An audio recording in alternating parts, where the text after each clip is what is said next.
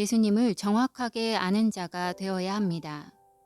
오늘 묵상 본문은 마가복음 9장 2절에서 13절입니다. 말씀 살펴보기. 엿새 후에 예수께서 베드로와 야고보와 요한을 데리시고 따로 높은 산에 올라가셨더니 그들 앞에서 변형되사 그 옷이 광채가 나며 세상에서 빨래하는 자가 그렇게 희게 할 수 없을 만큼 매우 희어졌더라.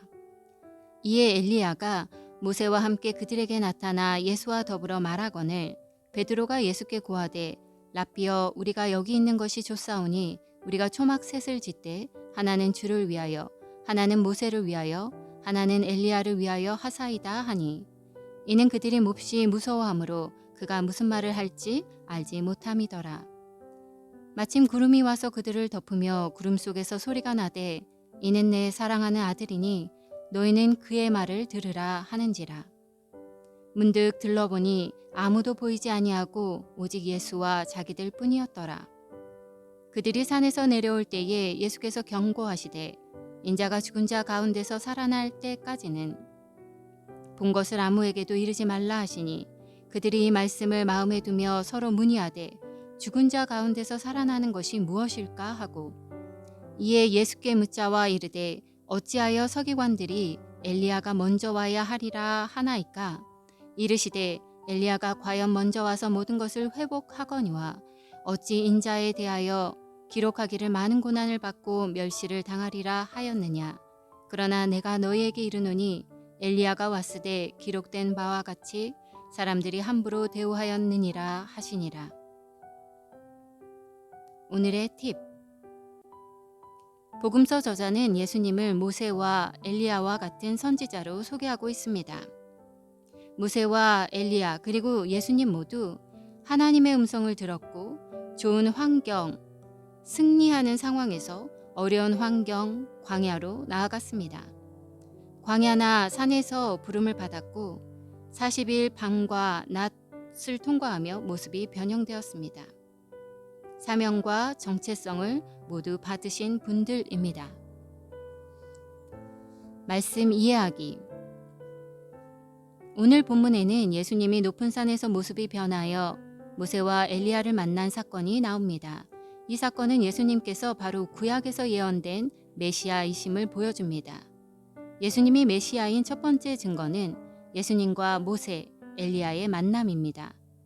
모세는 하나님의 나라를 이 땅에 세운 사람이고 엘리야는 하나님의 나라가 우상 숭배로 몰락할 때에 회개와 회복 사역을 이끈 선지자입니다. 두 사람은 예수님이 메시아로 오신 분이시며 메시아로서 어떤 사역을 할지를 보여주는 사람들인 것입니다.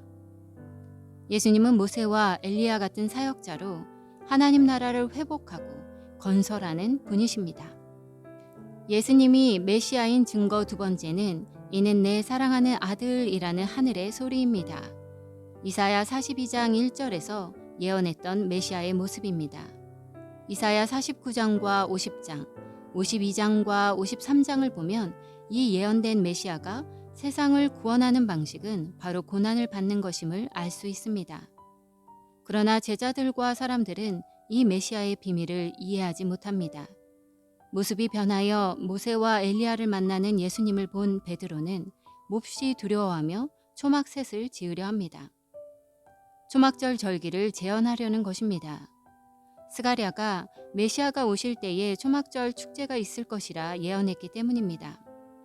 베드로는 예수님이 메시아임을 알았으나 고난을 통해 세상을 구원하는 메시아임을 알지 못해 초막을 짓겠다는 실수를 합니다. 메시아의 비밀을 모르는 무지한 베드로에게 예수님은 9절과 12절에서 두 번째 순환을 예고합니다. 그러나 제자들은 죽은 자 가운데서 살아나는 것이 무엇인지 반문하며 여전히 깨닫지 못합니다. 네로의 박해 가운데 있는 원독자들도 예수님을 정확하게 알고 있지 못하기에 믿음을 버리고 배도를 하게 된 것입니다. 예수님을 따르는 제자의 삶은 그가 누구이며 어떤 가치와 성품을 지닌 분이신지 그리고 그분의 사역과 방향이 무엇인지 정확하게 알고 따르는 것입니다.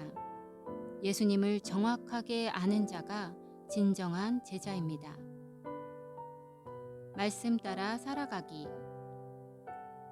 여러분은 예수님을 정확하게 알기 위해 무엇을 하고 있습니까?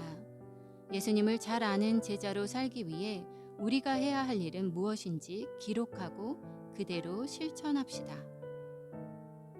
말씀대로 기도하기.